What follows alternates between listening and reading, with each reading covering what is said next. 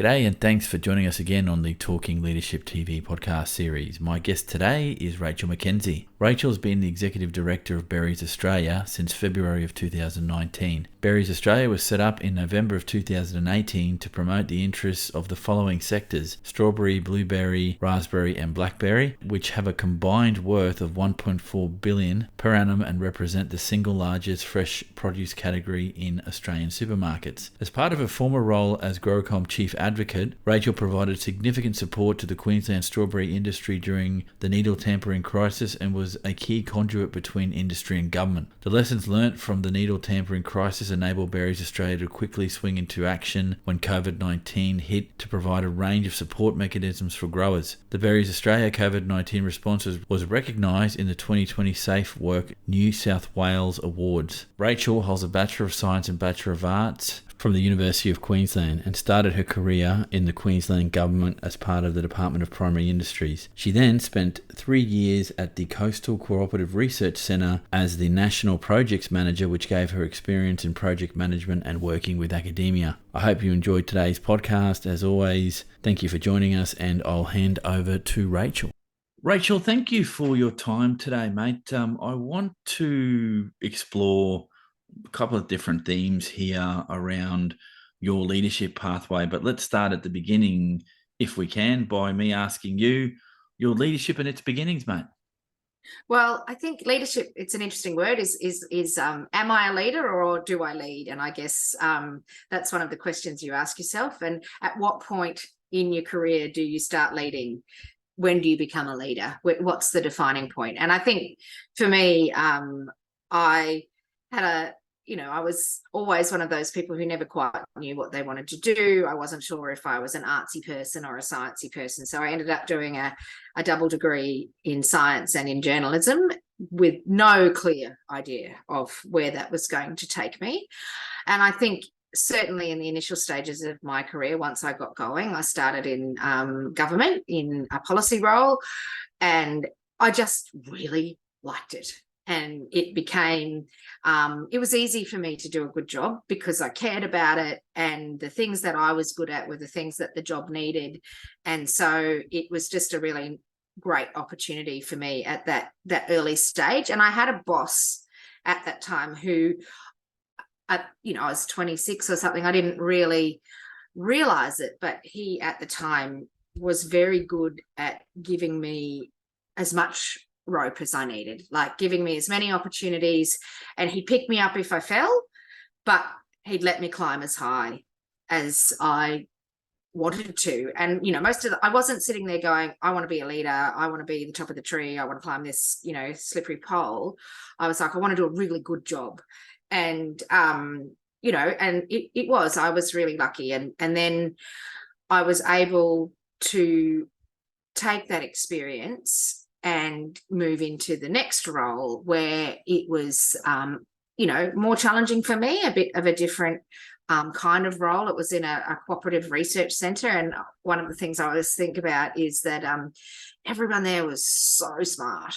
Like, it was being in a room full of intellectual giants. And so that was wonderful in a learning experience sense, but it was also sometimes daunting in so much as you had to be really confident about what you were saying. And so I think that gave me some skills. But I also had a boss there who was a younger CEO, probably in his late 30s, and he was very intentional about his leadership, which I thought was interesting. And he also communicated to us about what he was doing and why he was doing it. And so you could sort of peer behind the screen, so to speak, and see what actions he was putting in place and what deliberate approaches he was taking to try and lead us as an organisation into a better place. And I think that was invaluable and gave me so many things to think about and reflect on when I took my next role, which was my first real role, managing people. And again, I've never been one of those people who's gone like, I'm going to be this person by the time I'm 40 and this is the pathway I'm getting there. It's been a little bit haphazard, but I've been fortunate. And I guess moving into horticulture, which has been my thing has become my thing, was kind of an accident as well. So I was working in the CRC. We were doing a lot of work with farmers. A role came up. A friend of mine was going on maternity leave. She sort of encouraged me to apply, and the CRC was winding up. So I thought, oh, well, give it a crack. And it was coming in and managing a team. And the team was really dysfunctional.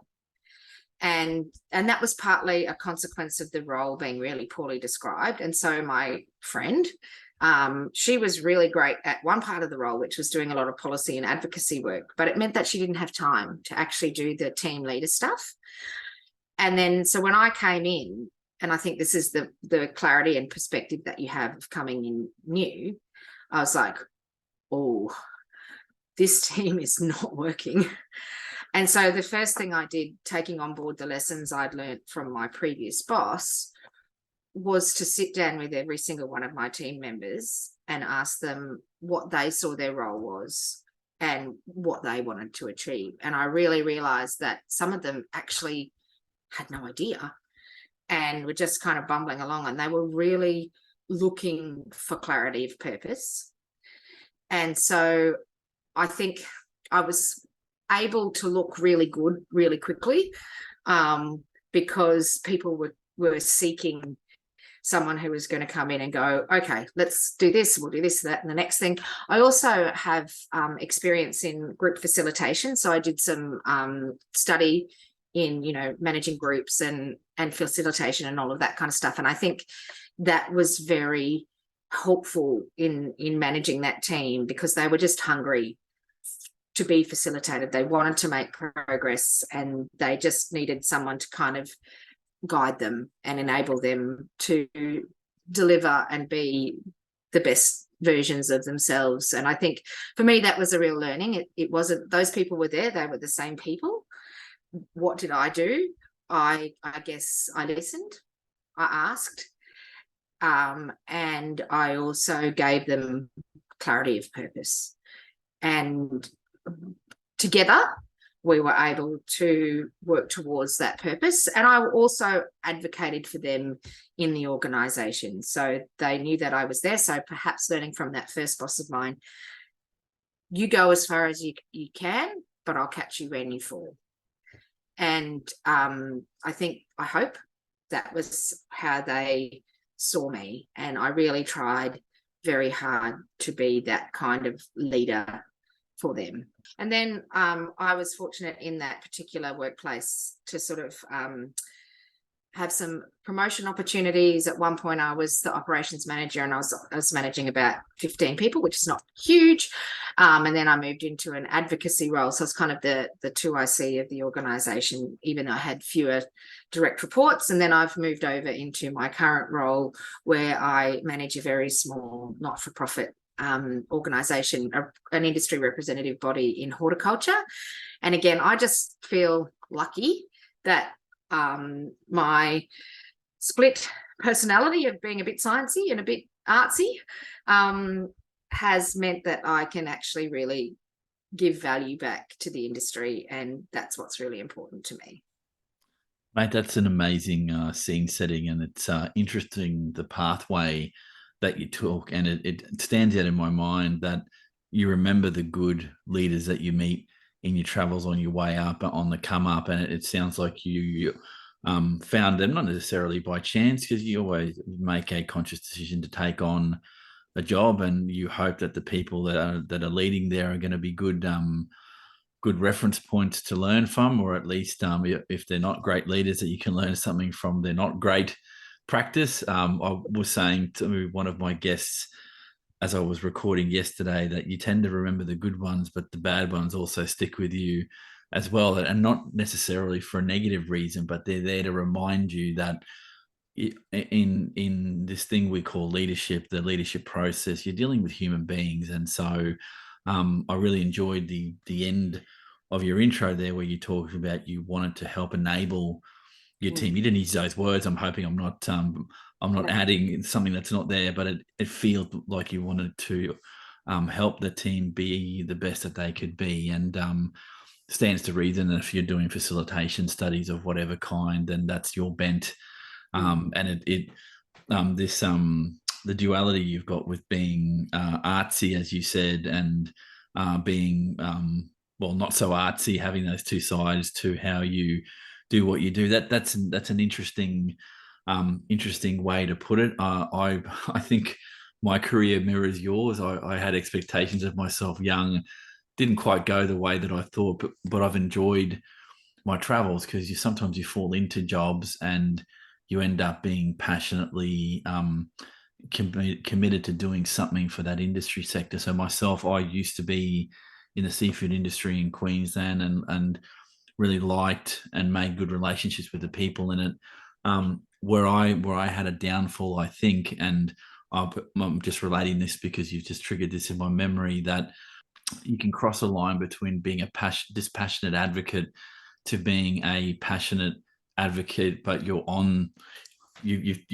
move yourself from the middle and you're very much invested in the outcomes for your people, and that can have impacts on your own mental health and how you're seeing the world. And trying to balance that is something I didn't always get right, but I'm more aware of it now, and I've had discussions with people on it, and it sounds like you've found your center, so to speak, despite the fact that you've got different interests in your leadership journey, which is a good thing. So let me ask you, Rachel, again, there's no right or wrong here, but how would you define leadership for yourself? I think that I kind of touched on it before.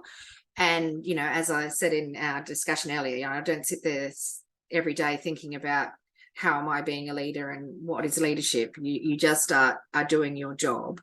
And I think, but for me, it really is about enabling, using your word, my team to be the best that they can be, to deliver on the objectives of the organisation. And that, again, comes back to that clarity of purpose. So, part of being a leader is making sure that you really understand what you are trying to achieve.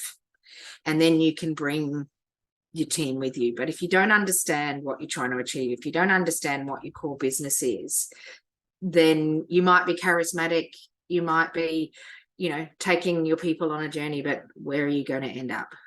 My view of what leadership is in some ways reflective of what you're saying. That enabling bit is important because you're dealing with people. The idea that you're always going to be self-reflective about your own practice just doesn't make sense, and it's not real, because when you're doing the doing of your job and you're in the operational side of things, you're not thinking about it. I've been told by some people a lot smarter than myself that taking some time out to have a think about what it is that you're doing can often be a good way to check your own practice. But again, the reality of working in the not-for-profit sector, and I understand the pressures that are there, that you don't get time to breathe sometimes. And so you just do what you can to get the best outcome for the people that you're with. And hopefully your team is coming along for the ride because you've given them the space to do what it is that they need to do. What key leadership issues have you seen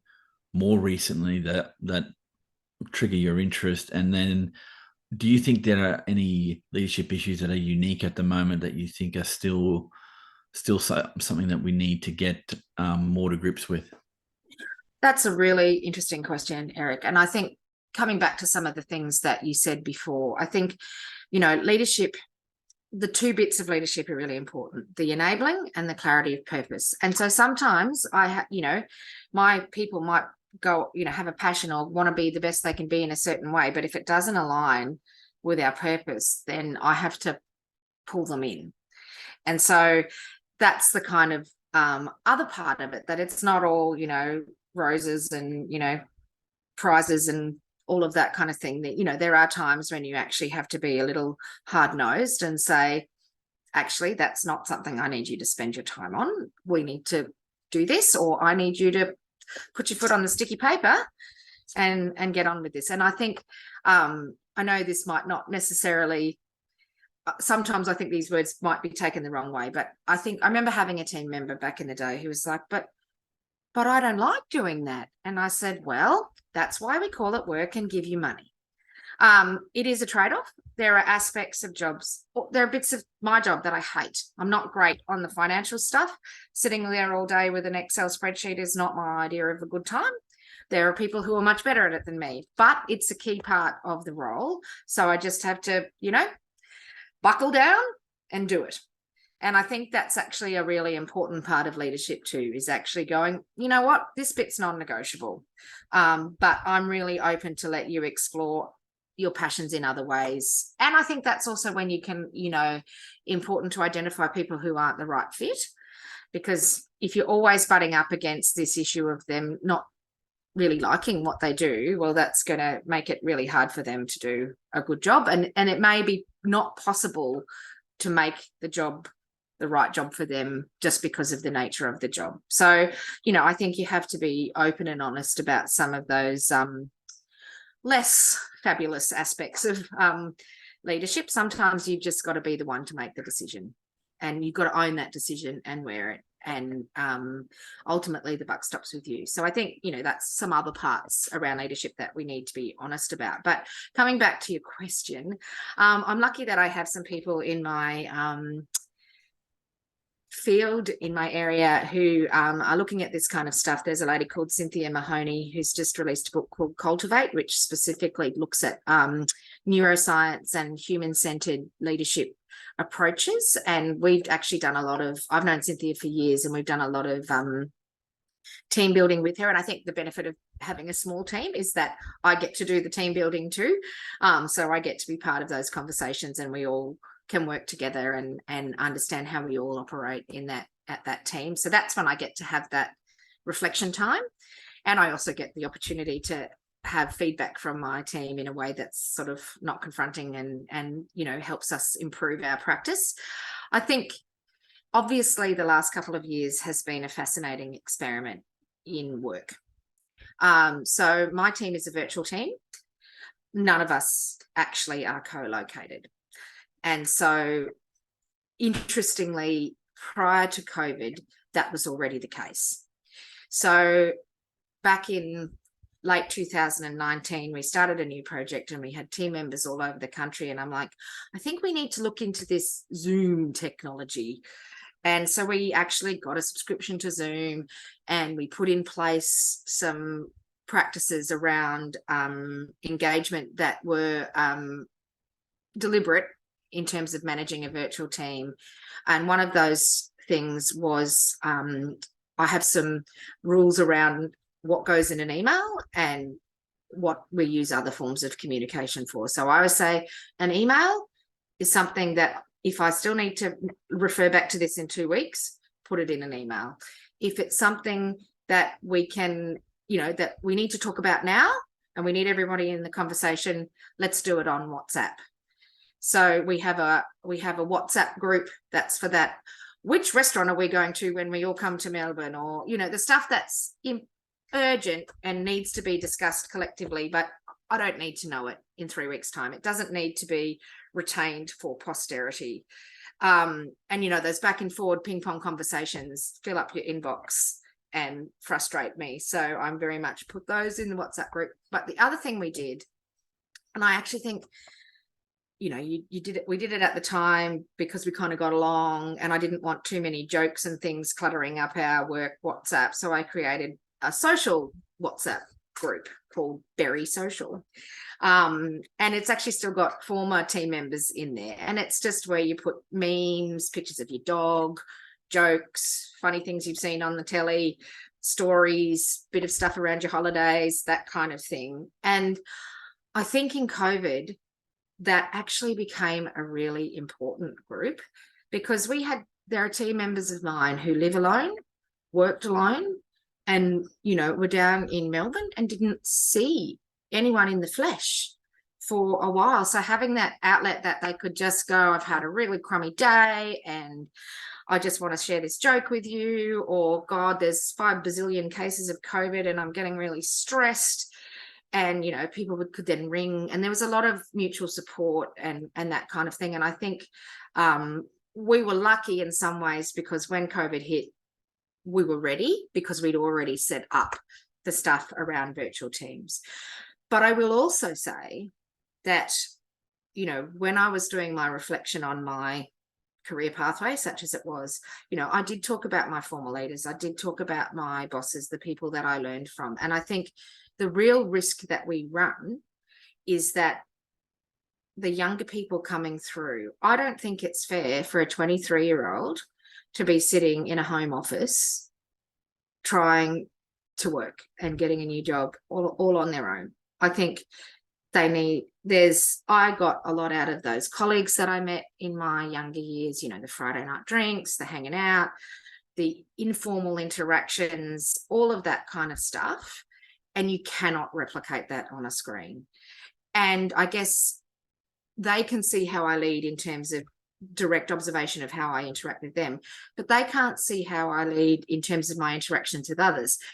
There's none of that kind of shared learning that you get from being in a shared space. And I think that's really sad. And my team is mostly middle-aged women. None of us are lonely, and we're all pretty good at managing ourselves, and we don't need work to be our social life. But that's fine. And we're a really small organization, but I wonder what the implications are for younger people who are coming through in this paradigm. I really do worry about it. Rachel, that's not fair, mate. You've put up about 10 different issues there that we could go on tangents on, and they're all important. And I think any leader, I'm calling it now kind of the post-COVID period, that if you're not thinking about these things, you maybe need to start. And given that you've got a geographically dispersed team and you're all sort of mobile, that there are some issues there around organizational cohesion, around team cohesion, because I can't escape this fact, because I think it's built into all of our genetics. We're social creatures. We want to meet, we want to talk, we want to sort of eyeball each other to see what the hell is going on, and you can't do that. Zoom is good for some things, but it's not quite so good for others. And I get where you're coming from. Unfortunately, I think the trend to hybridize work models and being prepared to do things in an untraditional way is going to be the new way of things. It's just the way things are. And I think there's also the cost factor as well, because getting a geographically dispersed team together regularly can cost a lot of money, whereas I think people have cottoned on to very quickly the cost saving of having something like Zoom to be able to have conversations. This for me is amazing, because I can record us talking, but I can also extract the audio and create two different things out of one conversation. And that helps me a lot. And it costs me a pittance a month to have the program available. So yeah, you've raised a lot of important things, and we'll have to do a second podcast on some of those things you brought up. But just for this one, I'd like to know from you, and you've mentioned a few capabilities, leader capabilities already, but if I had to put this question to you, what would be your top 3 leader capabilities for effective leadership? What do you think those would be? I think empathy. So always remembering, as you said earlier, that we are dealing with people, and work is just one part of our lives. And so we always need to think about the whole person, not just the bit that comes to work. I think the other thing for me is trust. I try not to micromanage, because I want to be able to trust my team to do their work. I don't need to know that they clocked on at 8:30 and clocked off at 4:30. I need the work to be done. If the work's not done, then I will, start being a lot more, putting a lot more scrutiny on. But I need to be able to trust them to do their job, but they need to be able to trust me that I'll support them and that I will back them. And that comes to that, picking you up when you fall. And I think the other thing is, again, about clarity of purpose. And I keep coming back to that, but it's actually saying, this is why this organization exists. This is what we do. And let's together work out how we do it. And if you think that the purpose is different, that's great. We can look at that and come to a shared perspective, but we need to have a shared perspective of what our purpose is and why we do what we do. Otherwise, we're just not going to be able to deliver. Yeah, totally reasonable. So I reluctantly put the next topic area in, but I think it's worth a discussion around the post COVID-19 workplace. Have you alluded to what that meant for you, given that you weren't working dispersed because of COVID? That was already happening, Mm. so that mobility of your staff and yourself was already there. Do you think in your travels now, and you don't have to mention particular individuals, but from what you're seeing in the world of work, do you think leaders are changing their practice given what we learnt through COVID or not? Or is it too early to say? I guess it's challenging because it's obviously, how has one individual changed, and have I been able to observe that? I think that leaders have had to change. Like, everybody's had to change. And it was quite interesting. Last night I went to a strawberry growers meeting, and we did a survey of them and said, what's the way that you most like to receive information? And the number one way was webinar. But they have identified all of the things that you've identified, that they can sit in their lounge room with a cup of tea and get the information that they need without having to drive anywhere. And, they really value that. And so I think everybody in society has had to go on that journey. And I think we've all learnt some lessons about, I certainly think, we all understand things like Zoom fatigue. You cannot have back-to-back Zoom meetings all day. You cannot have, a Zoom meeting that goes for 6 hours. People are learning how to better use the technology with, breakout groups and whiteboards and all of that kind of stuff. But we are all on a learning journey together. I think the thing that we have to not forget is that we're not just little heads on a TV screen. We are people, and we have all of those other things about us. And that's where I think as leaders, we have to be even more conscious of that. We have to be overtly conscious of that, because otherwise it can become a very functional and transactional interaction. And that doesn't actually fill people's cups as people. Yeah, again, perfectly reasonable, and it makes sense that we will adapt the technology to our needs, and in some, I say this with some confidence, in some sectors, ongoing Zoom interactions is not going to cut it because of the nature of the work. But in an industry where you are geographically dispersed, and it's time saving, it's efficient, and it allows people to be a bit more give some more flexibility, I guess, too, because not only is there a cost in meetings, but if growers equate this to the fishermen I used to represent, it costs money to take time out of your day to work, and that's something that I think is now become more in front of mind for people, particularly in the space that you're working in, and in not-for-profits more generally, is that there's been a long-term reliance on volunteering and people giving up their work time, and that has a value. We all have an hourly value rate that we will put to our experiences, and the people that grow our food, their time is just as valuable as anyone else's, if not more, because they're growing food, and it's a critical part of staying alive, I guess, the ability to eat food. So yeah, no. Yeah. I think the one thing I would also like to say, though, is I do very much try to bring my team together when we can, at least once a year. And like I said, we try and do some kind of group leadership activity. So Cynthia Mahoney, who I referred to before, and again, sorry, I probably should have mentioned this earlier, but back in 2019, when we were starting this project pre-COVID, I was like, we're not all going to have time to get to know each other and how we work and our different strengths, weaknesses, funniosities. We're going to have to fast track this. So we did some work with Cynthia on, personality profiling. And, there's all different types, and I think I've done all of them. But it's not really about which model you use. It's actually just having a recognition that people are different. And sometimes when things are sticky and tricky, you can go, oh, that person's an introvert who needs to just have a bit of time to think about it. I'll give them an hour before I, get in their face again.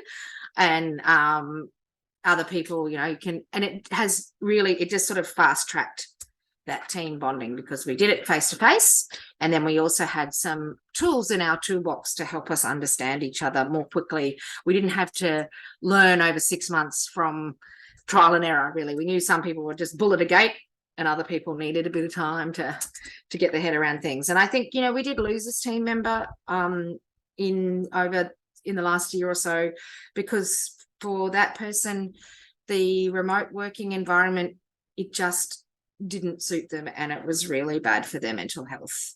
And they needed more to be more in a team, and they needed that environment, and we just couldn't provide it. And I felt sad about it, because they were actually really great in a whole bunch of ways, but I kind of respected their decision, because it was the right decision for them. Yeah, and also they had the nous to let you know that this is my situation, but also you don't want team members that are reluctantly there, because it affects what it is that you're doing, and that's going to have all sorts of other effects that were never intended, because the person's just not can't integrate into that situation. I can understand that fully. I use the word introvert extrovert when I'm talking to my guests, and myself, I'm a classically introverted person, so I don't need other people to get energized and to do things, but I do need to think about things for a little while. So I don't subscribe to the team of bullet a gate when I'm doing things, but I can get things done. I'm just not instantly reacting or extroverted in that sense. Now, I'm not saying one is better than the other. I think you realize that people are either at one end of the spectrum or another, or have some weird combination of things depending on their personality. And I've got friends that I think go up and down that spectrum depending on mood and other things. And so being able to read that is important. And again, that idea of team building that you're talking about, and I get quite clearly what you're saying, that there's a necessity to have that face-to-face, is because, again, we're social creatures, and that's the way that we're hardwired. And I think also it's incumbent on leaders to do that, because you want to be able to get the team behind that clarity of purpose, that shared purpose, that where are we going. And it's hard to do on a Zoom thing. I get it. You need to see people up front. So yep, 100% with you there. Okay, Rachel, I want to get to a question I ask in every podcast. The nature versus nurture question. Are leaders born or are they made? Well, coming from a science background, I think that question is still up for debate in a number of arenas, but I think that, like everything, it's both. I think that you have people who are given opportunities and are able to shine, and then that gives them the confidence to take up leadership roles. There are people who find it very challenging, but they do it, and they are good at it because they're so humble and they're challenged by it, but they do it. And then I think, there are people who want to climb the slippery pole. And, I know that sometimes, particularly in agriculture, because we're all so passionate about it, people who come for a short time sometimes are looked down on, like, oh, they were only here for 2 years and then they went off to tourism. And you're like, well, actually those people can bring a lot of energy and dynamism and new perspectives into an industry. And it's important that we have the kind of old timers, but we also have the fresh blood as well, and the alternate perspectives. And rather than sort of, we probably pick up people from other industries who have learnt lots there. So I think that there's different pathways to leadership and different ways to be a leader. And you can be a leader without having direct reports, without the big salary, without any of that. Not that I have a big salary, but I'm in the not-for-profit sector. But you know what I mean? I think you can be a leader because that's who you are, and that's how circumstances have aligned, without all the trappings and labels. Yeah, again, I couldn't agree with you more. Where I might differ a little bit is, as much as the science is still grappling with this question, from my perspective, and this is my perspective only, I believe the majority of it is nurture, and there is some nature in there, because I've met some people that have told me I started out being reluctantly engaging with other human beings in the world of work, and after training and deliberately being present and understanding what they wanted to do in a career, they trained themselves to develop the skills that they needed. And that not everyone has that epiphany early on in a career, but I think you can train people to do most things. Some people are reluctant to be leaders, and it gets to this question around not everyone wants to take on a leadership role. Not everybody wants that the responsibility goes with it, and that's fine, because I think it's disingenuous to believe, and I'm not saying you do, I'm just talking out loud here, that people are at work not because they love coming to work. For some, it's a very functional thing. I Yes. provide my labor for 8-10 hours a day, then I go home and the two worlds never clash. Whereas others, tragics in the leadership space that live and breathe their job, are on it 24 hours a day in their mind. You can never maybe separate yourself. And I think that's a positive and a failing of those in the not-for-profit, because you get passionate about what you do. And I think it makes for interesting career progression, let alone development of good practice over time. And I've only met really good leaders in the ag sector that I've come across. I've not had the misfortune of meeting people that aren't about others and about thinking that we're all in this together, and how do you try and get the best out of your people as you're going along. So hearing you. Final question, Rachel, and this is Sorry. go. You're right. Look, I think maybe I gave the wrong impression. I think that everybody has the potential to be a leader if they want to be. And so I think that obviously the nurture aspect of it is there, but I think that, it's what I think it's, if you want to be. If you don't really want to be, then you're probably not going to be a particularly good leader, because you're unhappy in that situation. So look, I kind of agree with you, and even though I probably said that the science was out, I think that everyone has the potential to be a leader in the right circumstances if they want to be. And I think it is there's a lot to be said for great mentoring and reflective practice, and all of the conversations that we have about leadership. Like, I do follow a few leadership commentators and that kind of stuff, and often read little articles and have a little bit of a ponder and think about what I'm doing in terms of is that the right way, or when I've done something and I haven't been happy with the outcome, I have to I try to reflect and see if I could do it better in the future. And engaging with my peers is really important, and that's one of the things that can be difficult in these kind of roles, is you can get a bit lonely. And so I'm really fortunate that there's new organisations like the National Farmers Federation Horticulture Council, which just gives me an opportunity to engage with people like Jonathan Davey and other great people in the industry, and learn from what they do, and I'm sure they possibly maybe learn from some things I do, and I think that's a great thing. So yeah. Yeah, no, Mr. Davies, one of those exceptional leaders that I've met, where he's a good mate, and I get where you're coming from. And no, so to correct me before, I wasn't having a crack at you when I said what I said. I have an interest in the nature versus nurture, because I have a feeling there's never going to be a final agreement on it, because you'll meet people that have met leaders that they can't put their finger on it, and they'll say it's an X factor. They were always going to be a leader. Whereas you get some that you train the hell out of them, or they train themselves and they become great leaders. So I think it's a constantly curious question, and everyone has a perspective on it. So no dramas there, Rachel. Look, before we go, I wanted to ask you to grab the metaphorical crystal ball and look back on a younger version of yourself. What would you say to that version of Rachel about being a more effective leader, if you could counsel yourself back when you first started on your pathway and career? Well, I think coming back to the extrovert thing, perhaps listen more, talk less, and